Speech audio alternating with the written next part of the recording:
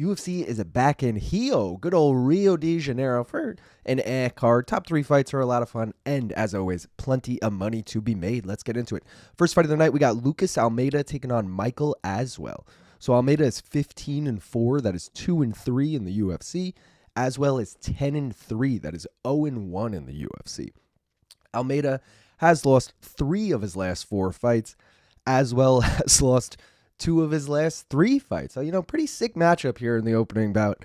Almeida, 34 years old. Aswell, still just 25 years old. I'm going to take the over 1.5 here. It's minus 235. I am going to parlay it. I'll get to it as we go. Almeida's hit it in 3 of his last 5 fights, and Aswell's hit it in 6 of his last 7 fights. Aswell loves going long. Almeida, not so much. So a little risky, but over 1.5 should be pretty safe there. Get to the parlay as we go.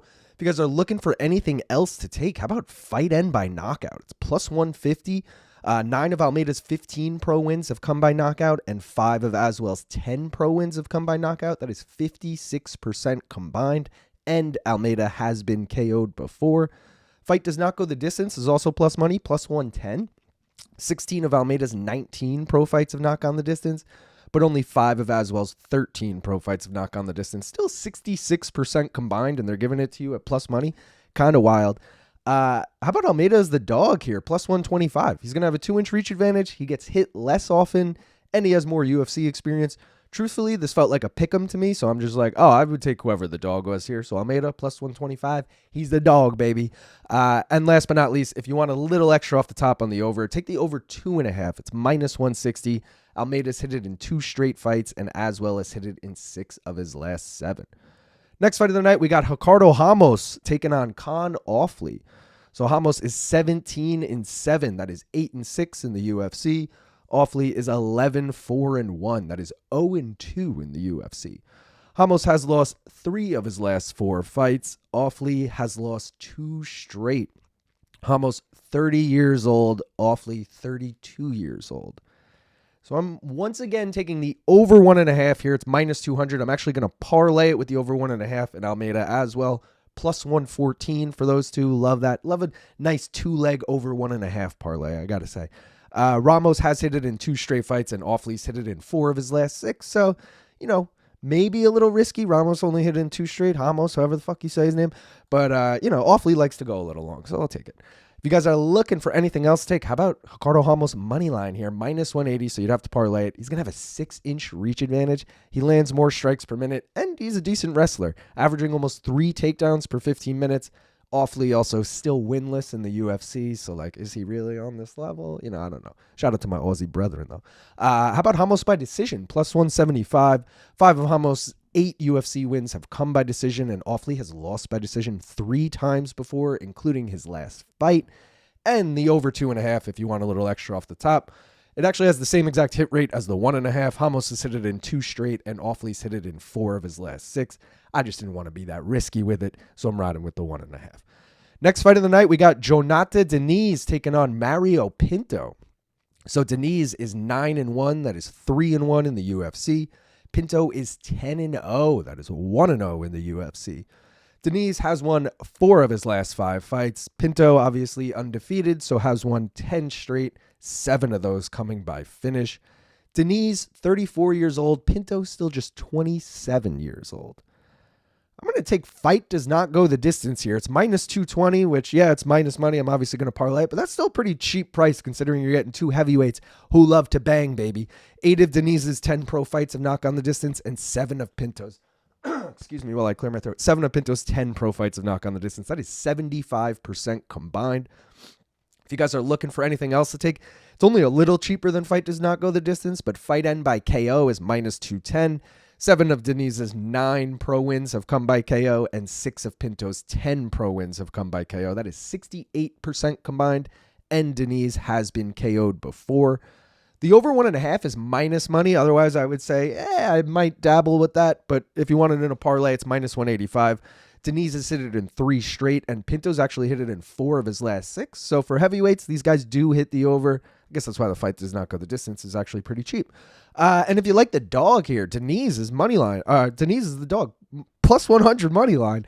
He lands more, gets hit less. Pinto gets hit a lot, dude. Also, Pinto was outstruck 3-1 in his UFC debut. So my man's is just like, give me all the punches to the face. Diniz has only also lost to a top 10 heavyweight. So like, maybe he's legit. And, Pinto just a little too much of a step up in competition for Pinto. Next fight of the night, we got Vicente Luque taking on Joel Alvarez. So Luque is 23-11-1. That is 16-7 in the UFC. Alvarez is 22-3. That is 7-2 in the UFC. Luque has lost 4 of his last 6 fights, and Alvarez has won 3 straight fights. Luque still just 33 years old. Him and Gregory Rodriguez blow my mind every time I see how old they are. I think they're the same age, too. 33 years old. Joel Alvarez, 32 years old. Like, that makes sense. Luque's still only 30. I thought Luque was like 40 plus, easily. I'm once again going to be taking Fight Does Not Go the Distance here. It's heftier price on this one. Minus 380. Gonna parlay it. I'll get to it as we go. 25 of Luque's 35 pro fights have not gone the distance, and 24 of Alvarez's 25 pro fights have not gone the distance. That is 82% combined, so feeling good about that. I did take Luque as a dog his last time out against Kevin Holland. We all saw how that went, so I'm doubting him a lot more here. Don't love the price tag on Joel Alvarez, rather just root for violence, so let's go. Fight Does Not Go the Distance. If you guys are looking for anything else to take, the aforementioned Joe Alvarez by finish, minus 275. All 22 of his pro wins have come by finish, and Luque has been finished 5 times before, including his last 3 losses.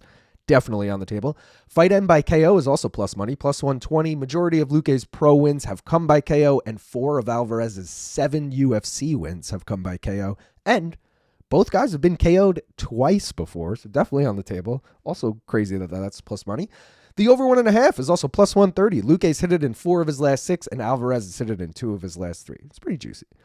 Co-main event, we got Deiveson Figueiredo taking on Montel Jackson. So Figueiredo is 24-5-1. That is 13-5-1 in the UFC across flyweight and bantamweight. This will be at bantamweight, where he is 3-2 in the UFC. Jackson is 15-2. That is 9-2 in the UFC. Figgy has won 3 of his last 5, but he has lost 2 straight fights. Jackson has won 6 straight. Figgy getting up there, 37 years old. Montel Jackson, 33 years old. I'm once again going to be taking the over 1.5 here. It's minus 250. I'm going to parlay it with Fight Does Not Go the Distance in Diniz Pinto and Fight Does Not Go the Distance in Luque Almeida. Those 3 together get me plus 157. I like that a lot. Figgy's hit it in 9 straight fights, and Jackson's hit it in 3 of his last 5. So I don't know if this one goes the distance, but I like it to hit the over 1.5. Looking for anything else to take? How about Montel Jackson money line? Minus 278, so you'd have to parlay him. He lands more strikes per minute. Figgy gets hit 3 times as often. Jackson also averages 3 takedowns per 15 minutes, and Figgy was taken down in his last 2 losses. Also has lost back-to-back fights. It just feels like momentum-wise, Montel's on the come-up. The over 2.5 is minus 175 if you want to parlay it. Figgy's hit it in 5 of his last 7, and Jackson has hit it in 3 of his last 5. And Jackson by decision is plus 115. 5 of his 9 UFC wins have come by decision, including his last win, and Figgy has lost by decision twice before.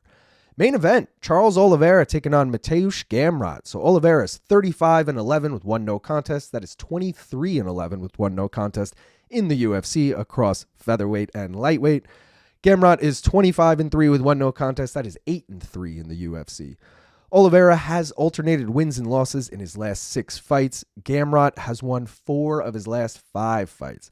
Oliveira will be 36 years old next week. Gamrot, 34 years old. Dude, so I got this like 2 weeks ago. I called it out in one of the chats. I was like, Gamrot is plus money right now. We all need to hop on this. I'm taking Mateusz Gamrot money line. Got him at plus 100. He averages over 5 takedowns per 15 minutes, including getting 5 plus takedowns in his last 3 fights. Oliveira was taken down in 2 of his last 3 losses. Yeah, you don't love to go to the ground with Oliveira, but when that's your bread and butter is the wrestling, like, you're going to take Oliveira down. Also, Oliveira brutally finished by Ilia Topuria 3 months ago. Kind of a quick turnaround. Not that Gamrot has some crazy power, but you're still getting into a fist fight for 25 minutes, presumably. If you guys are looking for anything else, take the over 2.5 is minus 180. Oliveira's hit it in 2 of his last 3, and Gamrot's hit it in 6 of his last 7, including 3 straight fights. Oliveira by finish is plus money. plus 115. 31 of his 35 pro wins have come by finish. That is 89% of his pro wins. The only thing is Gamrot has never been finished before, and the over 4.5 is plus 140. Oliveira never hits it, but Gamrot hits it. I'm worth 100,000 like Woodrow. When a ball call me Wilson, going overboard at the Hilton.